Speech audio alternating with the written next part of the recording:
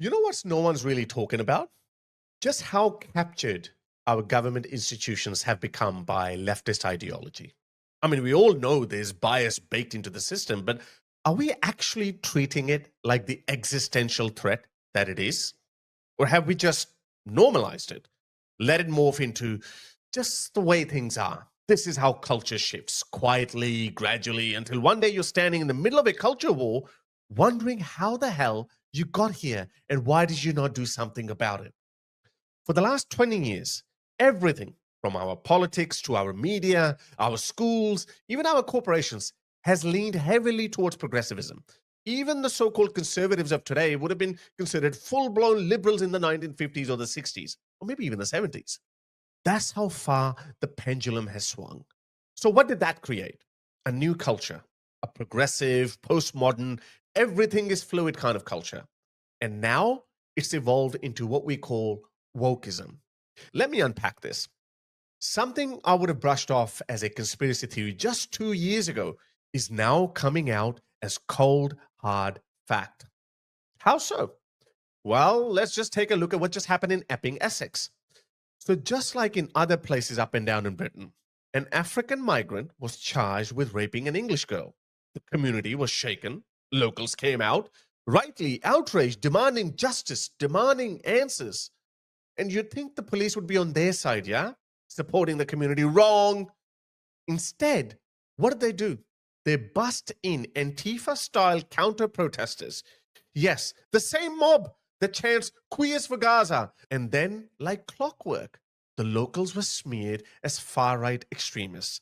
Just like how they turned innocent legal Southport protests into riots. Not because they were violent, not because they were racist, but because they dared to be angry at what happened in their town to their people. You see what that means? It means the police, the state, actively sided with far left Antifa.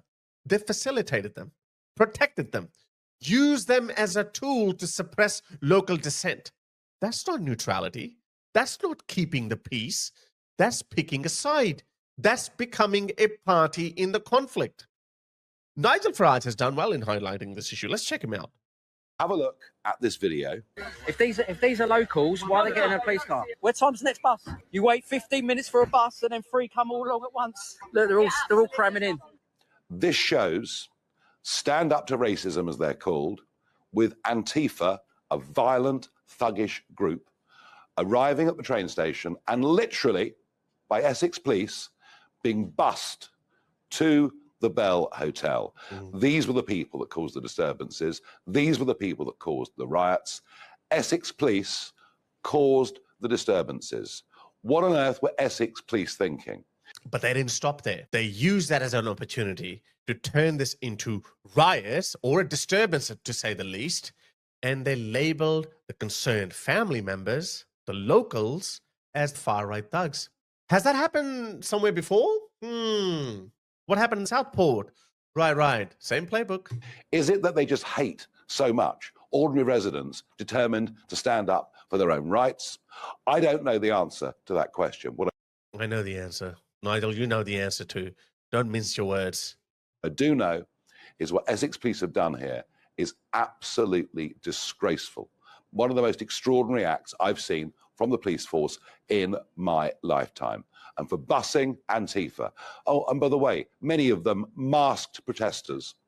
For doing this, heads must roll. There is no way the Chief Constable or the Police and Crime Commissioner in Essex can stay in their posts. This is a disgrace. And the public is angry, and rightly so. They should be angry. Why shouldn't they be angry? That's what I'm trying to do. I'm trying to tell you guys that this is not normal. Don't let them normalize this. This is a good tweet. Essex Police Chief Constable Ben Julian Harrington must be sacked. He must be sacked. And you will agree with me once you hear his response. The blatant collusion. This is a collusion between the police and these masked thugs at the Bell Hotel protest in Epping is an absolute disgrace. This is an absolute disgrace. This is two-tier policing in a two-tier Britain. And the public can see it. So let me show you the response of the police commissioner. Just listen to his non-response response. This is pathetic.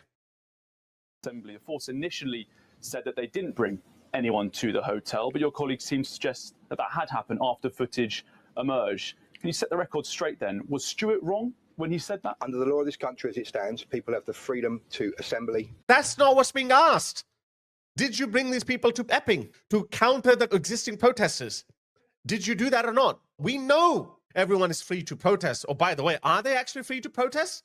Because you're negating the protest by the locals. Unfortunately, it's the noses to the left being brought up by a police escort that's antagonised all this. The police could have easily told them, this is peaceful enough as it is, we don't want it antagonising, get back on the train. But no, instead they decided to escort them up here to make it hostile, to make it vigilant, and now look at it. And to freedom of speech. So your officers did bring people towards that hotel? Listen to my answer. That is... Listen to my answer. I'm treading a very careful line here. I cannot explicitly admit that we did bring those people in, but listen to what I'm saying, that people are allowed to protest, including Antifa people. That's what he's trying to tell us. There is a duty upon policing to allow people to exercise their rights of assembly and protest. But it's not the police's duty to bring them to counter the local protesters. That is not covered by the Human Rights Act. You, the police, don't have to bring other protesters in. That's a right of this country, under the Human Rights Act. People came to that of their own volition. They walked up to that protest in order to ensure that we understand the threat and deal with the risks and the issues. As we did outside the hotel, as we did in the high street, we had officers there and they would have walked alongside to make sure that they understand, can intervene and prevent and detect crime. That's what happened, that's what the photos show, and that's what we did. Was there no thought about keeping the groups further away from each other? It's well known that these groups will confront each other and generate that hostility, which then leads to sparks of violence that has played out. Is that a regret from your force that you didn't keep them further apart? It's not for me to comment and to try and criticise or indeed to examine that operation. It is for you to examine that operation and give a report to the public. What's the freaking point of having a press conference then? 10 arrests. We have managed to ensure that those who are, as I said at the beginning, lawful and legitimate, were there peacefully protesting. And there were many of those, many more of those, and I want to stress that, they were able to do that. And that's our priority around making sure that they can do that.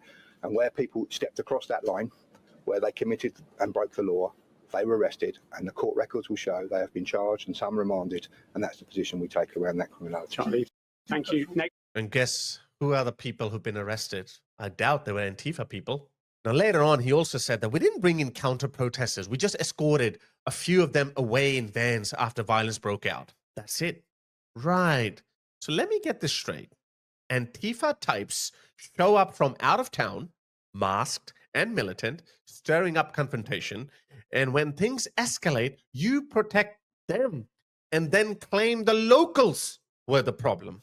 And we've all seen the footage. Nigel Farage shared it. Plenty of locals shared it. People saw what happened, and now you're gaslighting them on top of everything else. I second Farage. Heads must roll. This commissioner must resign.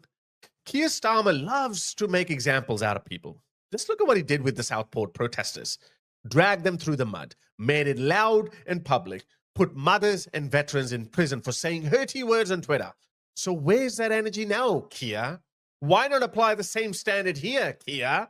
Why not make an example out of this police commissioner for turning the police into a political actor, for siding with masked agitators against law-abiding British citizens who were simply protesting a rape in their community?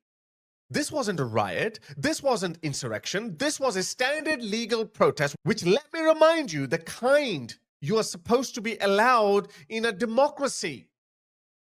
So if the police can become a party in that, then what kind of Britain are you living in? I really hope you understand the implications of this act by the Essex police. So now the very institutions meant to uphold the law have become ideological enforcers. That's not public service. That's political warfare. And if that doesn't terrify you, then mate, you've already lost the culture war and you don't even know it.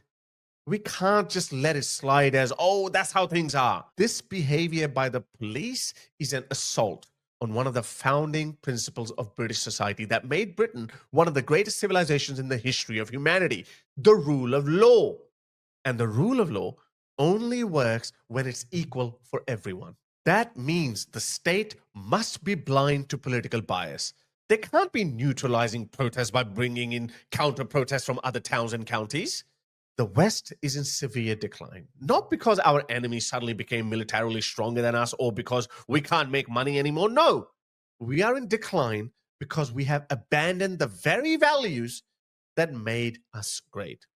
People are well within their rights to protest the government's decision to dump hundreds, if not thousands, of fighting-age horny men from hostile cultures into tiny towns where they rape and sexually assault local girls with impunity. The police should be protecting those locals, not chastising them or demonizing them or labeling them as far-right thugs. And certainly not importing far-left agitators from out of town to undermine their protest. The Essex police caused the disturbance and then, like always, blame the local mums, dads, and concerned families by labeling them far-right thugs. No, this cannot go on, because the more they destroy the social fabric of Britain, the harder the blowback will be. And I'm sorry, but they are pushing Britain to the brink. This is unsustainable. Sooner or later, this whole thing can pop off. And then it's going to get really ugly.